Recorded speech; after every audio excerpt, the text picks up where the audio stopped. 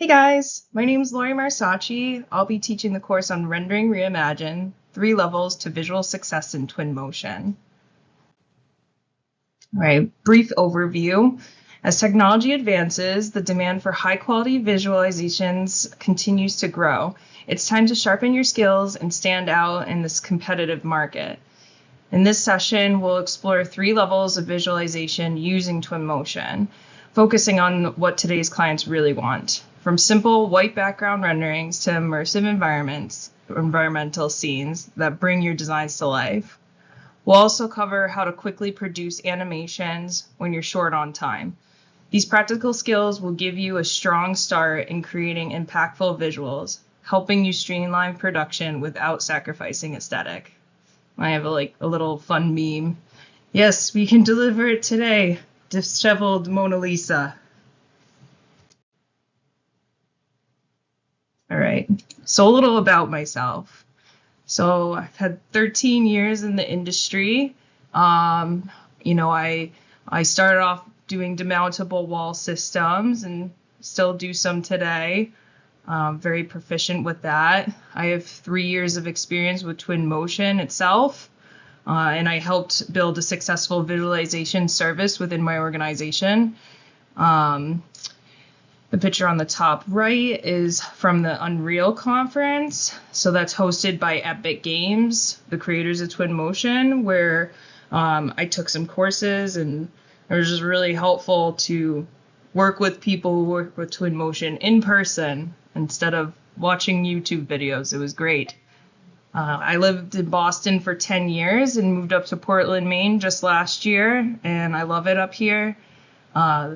In my free time, I like to paint. The beach is my happy place. You can see on the bottom left, I love to paddleboard. And I love winter. Keep going north. If it's snowing, that means I am going skiing. So that's a little bit about me. All right, so let's get into it. So we'll start off with white background renderings. All right. So, you have a CET file and, let's say you have 3 typicals here. So I have this example just to show you how I like to set things up. I like to make a box and kind of make a cross section so I know where to place and, try to put things at equal distances. And I have this as a template so that I can just keep doing this over and over again, and it makes it easier over time. But it's a really easy way to, have things set up at, equal parts away so that you don't see the next typical in the distance. You have enough room to make, your white background in Twinmotion. So this is just my preference. All right, so if you haven't done so already, I really recommend having the Twinmotion extension from Configura. It's really nice because, you'll see on the left there, I can just start Twinmotion and basically toggle back and forth as I make updates. And you see below that, you can update changes, update entire scene. It's definitely the easiest way to work in both programs. If not, you also have the option of exporting as an FBX or SBK and then importing separately into Twinmotion that way, just, one off. All right, so now that I have started my Twinmotion, I will have a menu that lets me pick a template if I choose to. I like to with white background renderings because it already sets up your ambiance, your scene. It comes with a white background option. The difference between the White Studio is that's just white light, very minimalist with a large area, and you'll see that on the bottom right. And then with the basic lighting, it's more of a natural lighting, and it's a pair of shoes, so it's made for products, and they have some preset options for rendering in there as well. But it's just easier just to start off this way, just because it's kind of all set up for you. You can really just get the ball rolling. But check out both. I also have some more descriptions about the differences between them stated here. All right, so now you want to import your file. So there is a an import button at the bottom of your ribbon, and then you can click this little plus sign. It'll come up with this dialog menu. There's always a lot of questions about this, but I'll try to keep it as simple as possible. This is how I always prepare mine. So you'll see you'll have your direct link source. So that's my CET file, and that's exactly what I had named it. You have the option to collapse by hierarchy or by material. And the difference between those is if you did it by material, you would basically have anything that's the same color be batched together. I don't want that, because what if I have two of the same chair and I want to turn one just to like make it look better in the scene? You know, that's just an example. Keeping the hierarchy makes it so each object is individual just as you have it in CET. And I just think it's an easier way to work because it's the same. So. And then full precision UVs and full precision norms, that's just importing the best meshes and options for reflectivity off of light from an object. So it just brings in the best version of the object from your CET, like the full version. So that's basically what you need to know. There's a further breakdown, but I like to bring it all in. They say, you know, there's a difference in how big the file gets, but I don't have a situation where I'd want it to be lesser than. So then you got your lighting settings. I just say use original. CET lighting doesn't come through in Twinmotion, so you can anyway. So you just use original, and then you make your own in Twinmotion. This is more for like if you have if you use Revit and let's say you want to bring in from the architect their building, but you have furniture from CET. Maybe you want to bring in the light from the architect's files from Revit. So you could do that. I don't typically like to do that because then you have to you bring it all in, or you have to mess with the Revit file to bring in less lights, and it's just a mess. You usually don't have to build the whole building or build the lighting for the whole building. So I like to do this in Twinmotion itself. Enable substitutions. I leave that unchecked. That's if you have that's actually more for Revit when you want to bring in materials that maybe don't work as well in Twin, and you just need a substitution list of items that this glass will be swapped for this glass. But I don't even mess with this because materiality is always changing. The program updates quite a bit, which is nice because they really take our thoughts into consideration. So just leave it unchecked unless you really want to get into the life of substitutions, but that's maybe for another day. White background renderings, setting up your file. So this is how it looks when you bring it in. So you'll see that the little white background object is kind of small for this, so we'll definitely change that. You'll also see on the right here is your scene dialog box. So that is all of your objects in its hierarchy the way it came in. Now I think the first thing I want to do is change my white background. So on the right you have your library and you have a lot of options. So I go into library and then tools, and then you're gonna choose a new white background. I'm gonna choose this corner just because it still lets light in from the angle I want it, but it's got the sides that I can build up so I don't see anything in the background. When you drag that in, it'll come up with a properties box on the right here where you can change the width, the depth, height, and radius. And you can also adjust that by just using the top ribbon. There's a scale tool. I usually just use a scale tool. It depends on the situation if you want to be more accurate, but in this case, I'm just trying to blow it up as big as possible so that you don't see anything in back of you.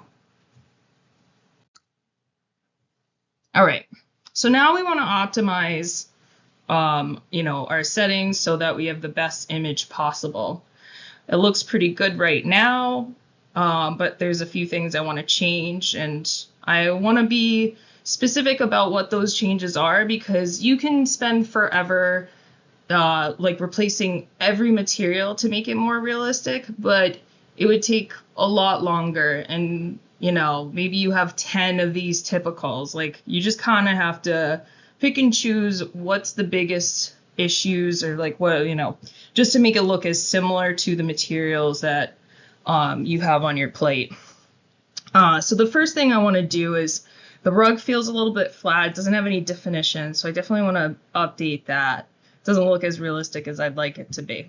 The color and texture of the sofa isn't right. It's like very shiny. It looks almost like a leather, whereas I really wanted it to be more of a suede velvet texture. And then the lighting, you can't tell now, but when you render it, it'll kind of appear to be like the background. So I definitely want to make that more defined and look lit. Okay, so now you'll see I go to the top of my ribbon here, and there's a picker tool. So it's my material picker, and I'm going to pick my rug. So this is the attributes, the properties tab of my rug, and it's in existing form.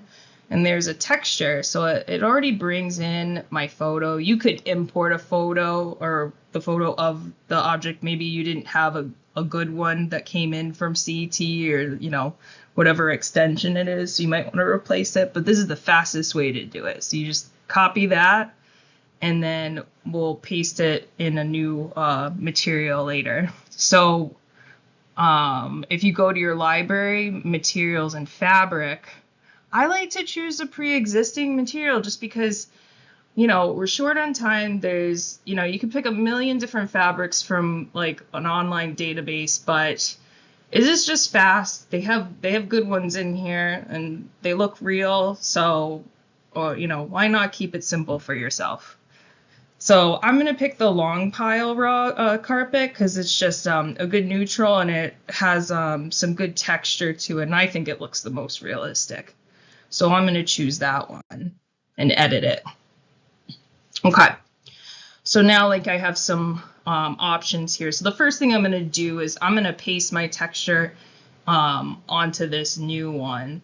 And so that was quick and easy to do. There's two options for like the pile of the rug itself. There's standard, which I use a lot for large spaces just so you can see it from a distance, but it's kind of thick. So like when you're like close up shot, maybe not like the greatest one. I like the thin for anything that has more of a pattern to it that intricate pattern that I want to showcase. You'll be able to see it more with the thin pile. And then you can always change the settings of the carpet pile and intensity itself in these options below. So, I can also adjust the tint. Maybe it's just too bright. It doesn't look like the sample. So I can do different things to change what the tone is to this as well. And you'll see on the right, the before and after, what a difference. And I just had to, click a couple buttons and make it happen. It gets easier as you go along to do these types of things. Okay, so the second thing I want to update is this sofa. So you'll see that I changed only one part of it because I kind of wanted to show you a different way of doing this. I went into my library, also picked a material and a fabric that is existing. I want it to be, a suede velvet type of material. So I chose the carpet velvet and just a neutral. And I then, instead of dragging it on there right away, I went up to my menu, and usually, you know, it's its standard option is replace material, which would change anything that's that material. So I want to change it to just apply to object, so that I want to toggle back and forth and see, like, oh, like compare the existing to the new, so that I can get the tone right. You can also look at a picture, or if you have a real sample in front of you, that's even better, and just adjust it that way, because the goal here is to make it look as real as possible for the client. So then on the right, you'll see the dialog box where I can change the tint.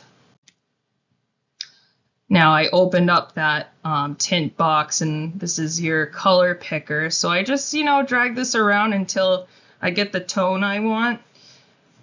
And then you can also adjust more things like the luminosity, which helps with like the tonal differences. It gives it more range, so I liked that. I upped the saturation a bit because I just want it to be a tiny bit more vivid, 0.1%. Does it make a difference? I don't know. I was just playing with it. But you can see the difference in the quality, the before and after. And that's definitely like a velvet, like a nice velvet texture. You can it looks soft. So I definitely think it was a major improvement for just a couple things to do. Okay, so now moving on to the light. You'll see the before, it just blends into the background. So I'm gonna take the same thing and go to my library and go to materials, and there's a glass tab. And I'm gonna pick a dark tint glass because I want it to have a defined halo around it, so that I'm able to see it. And, a clear glass just might not be enough to visually have it pop off the page. So then the next thing I'm gonna do is, also in your library, you have your lights.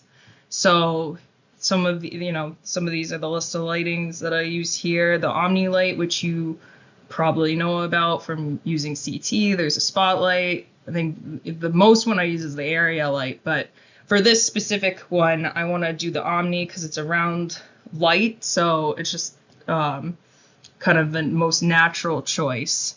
So I drag that onto my object, so it's in front of it. You can also put it inside. I just put it in front just so it has that reflection off of it. If I was doing a video, maybe I would put it inside so that you can walk around and get the same view everywhere. But either way is fine because it is a see-through object, the dark tinted glass.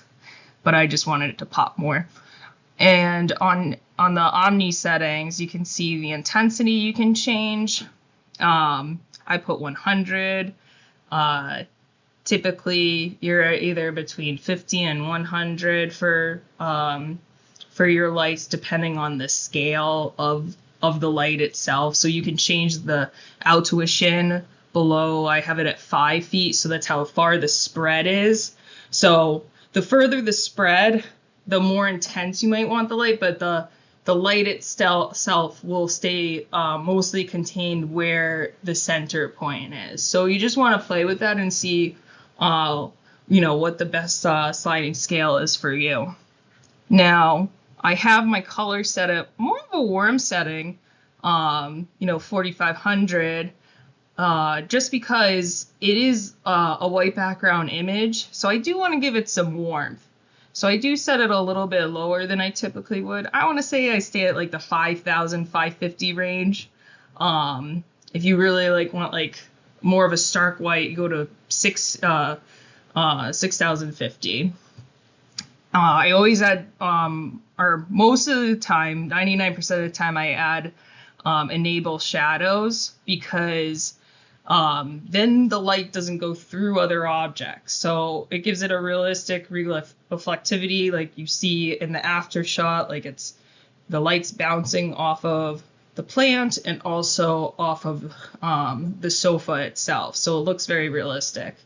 And that's basically your export for that. Okay, so now if you go to your media tab at the bottom of your ribbon, now that we have everything set up for us, I will want to add an image so that I can set up my rendering. So there's a menu of different options, you know, video and some others that you'll go over at a different time. But you just want to add an image. So I added one, then if you hover over it, 3 bars pop up and an update tool. So you can rename, delete, copy the ambiance. Like let's say you set up your rendering and really like the way it looked, copy to the next one and, you know, paste your ambiance. Duplicate, that's basically like, that's an easy way just to also kind of do the same thing as copy ambiance. Like if you're starting from the beginning, you do this shot, you want to move on to the next one, you can just duplicate and you'll make the new shot with the same ambiance, and that's always nice. Or like the same like view plane. And then if you go to your properties dialog that'll pop up when you're in your media tab, you'll see on your image ribbon, you have an output size that you can place. So I would say always I go with UHD. The other option is full HD, which is lesser than, and then the biggest one is 8K. So that's like for super large screens.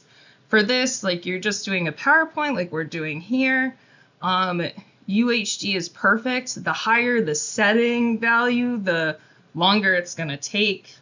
This one will take a couple minutes versus an 8K one will take 20, let's say.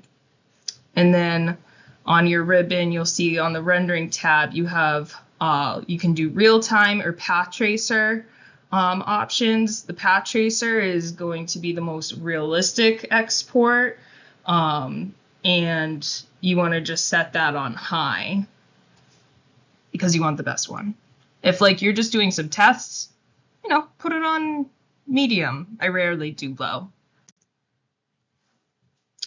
Okay, so now at the bottom of your ribbon, there will be an export tool, and the dialog box will let you choose your image and choose your format. I chose JPEG, I usually do.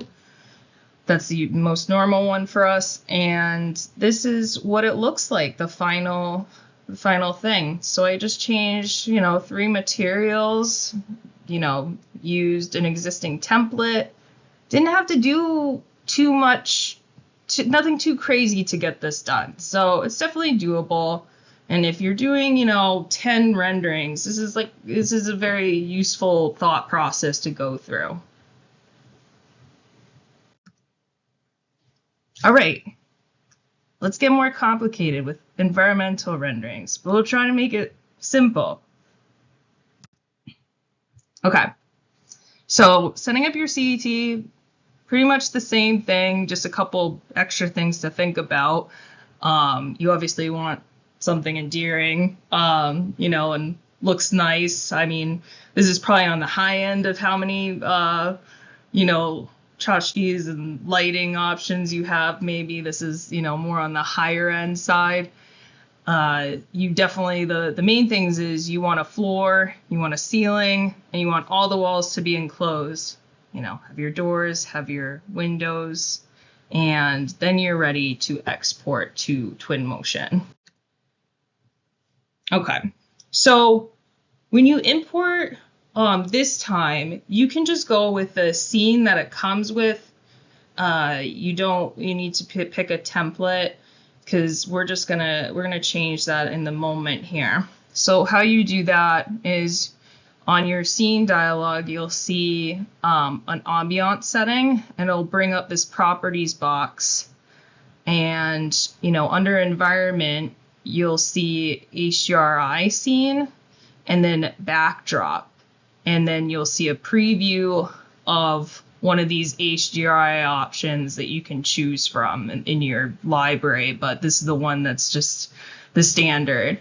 Now what this is it's basically a big light box that you're basically building a little snow globe, and it creates a really real image for your background. It's 360 all the way around, and you know, it brings in its own lighting source. So I find this to be the easiest way to make a realistic scene if you're just in a pinch. Like, you can do other things like, you know, bring in a large picture and kind of set it up, and you know, you can do that separate from your lighting, but this is kind of all encompassing. And most of the time you can find a scene that fits what you're doing. In this case, I'm going to pick a modern building scene, and I'm just going to drag it onto this box, and it'll import that HDRI.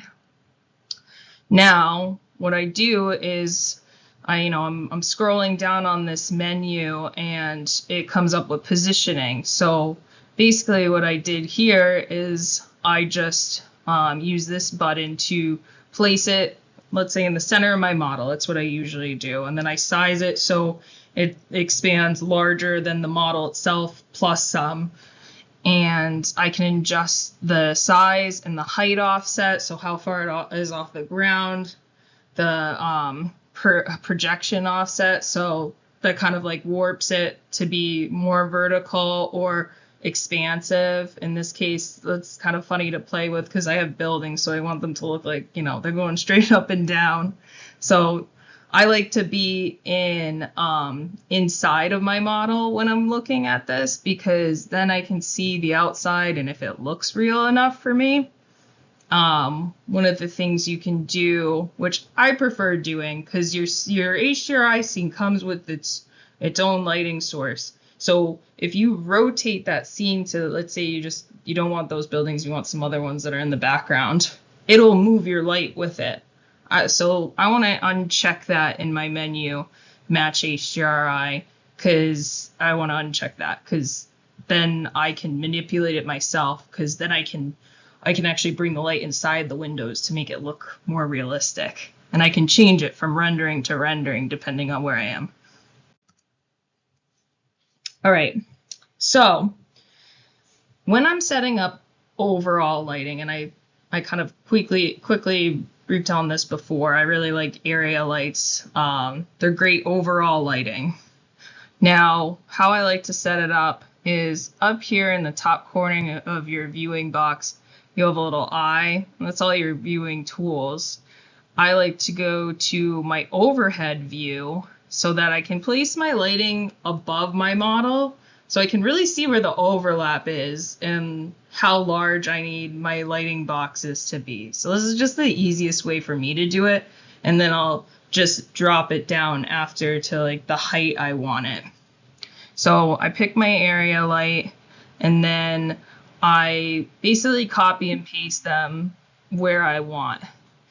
And there's two ways to copy and paste. So there's instance, and then there's copy. Instance makes it so all the lights have the same attributes and they change together.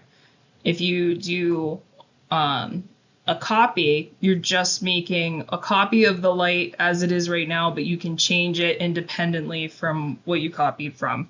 So I did it as an instance for all these ones in the center room, and then I did just a copy to over here, or you could drag in a new light. That's also an option.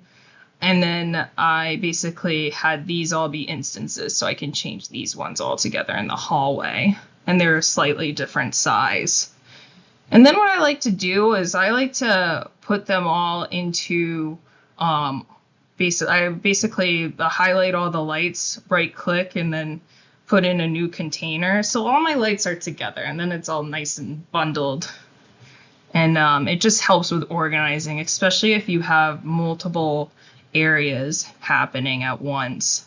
And then when I was talking about setting it up above your space, when I want to pull it down or adjust the height, you can either do it with the arrow buttons right here, or you can go to your XYZ menu. And I just changed it all to 10 feet because maybe I like copied and pasted and by mistake like moved one too high or something. So I like to do that just to set everything equal. If your ceilings are equal in both spaces, you can also separate them. Okay. So now I go back into my model. I want to look at it from the inside and, see how my lights are interacting and, bring them to the level they need to be. And this is where I can adjust the light settings itself. So, the intensity I put at 150. That seems to be enough light spread across where, it gets to everything. And, depending on your length and width, depends on kind of how like strong you want the light to be. Maybe I have more lights and it's like smaller length and width. And then I maybe want to take it down to the intensity of 50 just because otherwise it would just be way too bright. Tuition, we talked about this. I have it at 16, obviously, or not obviously, but my ceiling is lower than that. But sometimes I like to bring it further so it lights up the rug more, or the flooring. Because if you had it right at, let's say, 10 feet, which is the height of your ceiling, then it will make your floor darker, like way darker than you probably would want it to be. Similar talks about the temperature. I went for a straight 5,000. That seemed to be appropriate. I could even do more because it's such a warm space. I enabled shadows. And then on the right here, you'll see I have a screenshot of me doing a quick render. So up here and here, there's this is the dialog for the quick path tracer view. So I can toggle this on and off just to see like what's wrong with my lighting or my materials. Like obviously this light doesn't look realistic. It's like a melt light. It's supposed to like kind of look like glass, like iridescent glass. And then I have way too much reflection happening on my ceiling. I don't like that. It's very distracting and not correct. And then, I just have some general shadow issues. I just feel like it's like a little too bright in some areas. So this is a really great way to like test your lighting without being committed to doing a full render. You can see it ahead of time. Okay, so this is my finished product, and here are the things that I changed. We learned about some of them in the white background rendering. So I found a picture to help myself visualize this light, just so I could get it as close to, the object as possible. I decided to use the same dark tint glass, but I changed the tint to be more of like an amber brownish tone, so that it kind of gave off the same look. And I added a little Omni light inside of each one where the light bulb would be, and I think it looks great. I think I'm actually pretty proud of myself there. And then, I used my long pile rug technique from earlier to make the rug shaggy. This is actually the long pile carpet, so you can tell the difference from a distance. It is nice. It's nicer from this spot here to see that texture. I added images on the screen that made sense for the space and just kind of make it to look like it's a TV and maybe not like a picture. I added some definition in my chairs. They are kind of like this funny diamond texture that you would think would be hard to accomplish. And it came in as just a flat texture before, but I just had to go down my menu in my materials menu, and there's something called normal. And basically that's how you add the bump to a material. So I, put in the normal map. So I just basically copied and pasted this image, and I pasted it here. And then I also checked paradox so that I could adjust my height map of the texture itself to give it more emphasis. So that's how I did that. And then if you remember, my ceiling was really shiny. So I didn't even replace the material itself. I actually just changed the texture of the material. So in that same dialog, there's a roughness option, and I just increased that, and that takes down the shininess. of basically anything. So it's just a really quick way of doing that. I like the material it came in with, so I was happy. And then using neon lights. So in your library under materials, there's a neon light section. For these glow balls, I just decided to use that and just make the glow like very slight. So it does give off a reflection, but it's a super easy way to light up your space without having to put like each Omni light in each, each light bulb area. Instead I just replace the material because you don't see through it anyway. It's fine. So that's a great way of doing that. And then I position my outside light so it's like directed inside. So you'll see this reflection coming from the outside. And I just think that's a really nice thing to do with any image, just to give some depth. And obviously this is a small window, but if it was a larger scene, it would have more of an impact. So there is the option to add people to your space, and I think this really helps to like showcase how people would use the furniture, focusing on where people would have good conversations. I think it's just a great way of showing, like, promoting collaboration in this space. So you're really like just selling the image. So in your library you have options for posed humans. You also have animated options for rendering. Stills are the way to go, just so that they don't move around in an odd way. And they have a business section, so you can place in different people, in your space and make it look more alive. I prefer this image. It depends on what you're doing, but in this case, I really enjoy seeing the people using it. All right, animations. Okay, we're going to use the same scene we did for environment. It's the same thought process as, doing your environmental rendering. So I'm just going to stick with it. Now, in your media tab, instead of going to your picture option, which would be your rendering, which we just did, you want to do a video. So when you do that, you just add these little click signs, and you can add a new shot. And this is kind of how it works. So I, added a couple shots at different distances, and I made a visual here that you can see it. I have 3 points here. So the first one is at the door, which just felt natural for me. And my second shot and my third shot are equal distances, because if you have, let's say, the first one too close to the door or the second one too close to the door, then your video is going to be very slow there and then speed up for like the next section. So the more equal distance you have your shots, the more even your speed is going to be across the whole thing. And that goes the same for changing where you're viewing as well.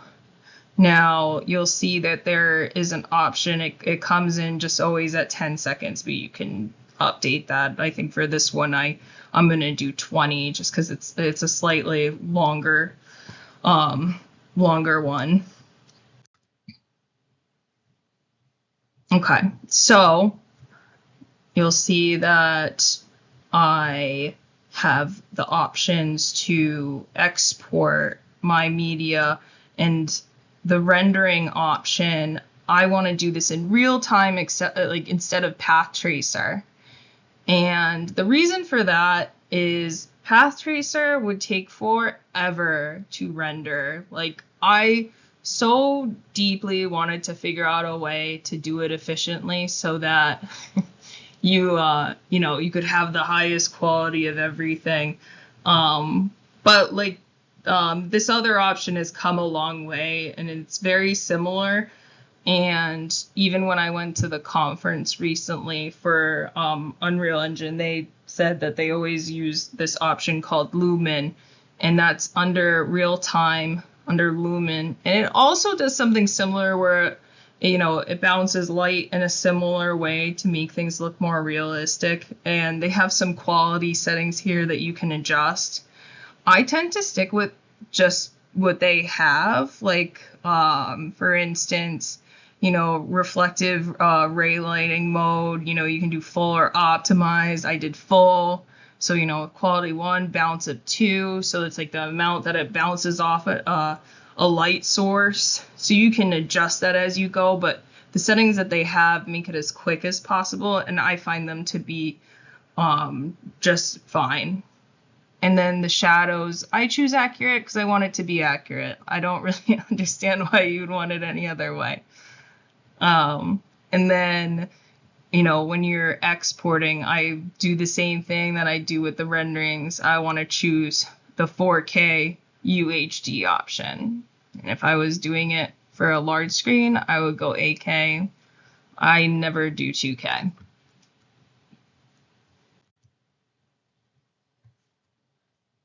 Okay, so then the last part, when you're hitting export, you got the option of picking your video, if you have multiple, and then, you know, I'm going to export it as an MP4. You can export as a, you know, some of these other options, but they're stills. I just want to do a video. I don't want to have to string everything together. And then the frame rate, I always set it 30. That's what the option it comes with. And the more you raise it, the more time it's going to take. So 30 frames is 30 frames per second. So that's how many come in, and it's smooth. If you did 60, I don't think there's much of a difference, and it takes twice the time. So I would stick with the 30 frame rate. The motion blur, I have checked. Depending on what I'm doing, sometimes I uncheck it, because in certain scenes, sometimes if there's a lot of reflective material, it'll become a little too blurry, where if I like stop the video, it like you can't see things as crisp. So it depends on what I'm doing. And then I do video mode standard. I'm not doing a 3D video where you can like look all around, but that is an option. And then, yeah, so let's play the video and see how it looks. So very smooth. And, you know, this was a pretty quick export. You know, I made a couple material changes. I adjusted my lighting and, you know, added people. And then I made my shots for my video. So I think overall, like if you need to export something quickly and it's successful, these 3 different topics and situations are a great way for you to pull forward. And I really hope that you utilize this program more, because it's not as daunting as you think it is. You can put as much time in as you want. So I really appreciate you watching my video and taking my course. Like, please provide feedback. I would love to see what you have to say, and any questions you have, I would love to answer. So, and also register the CEU before you go. All right. Thank you very much for your time.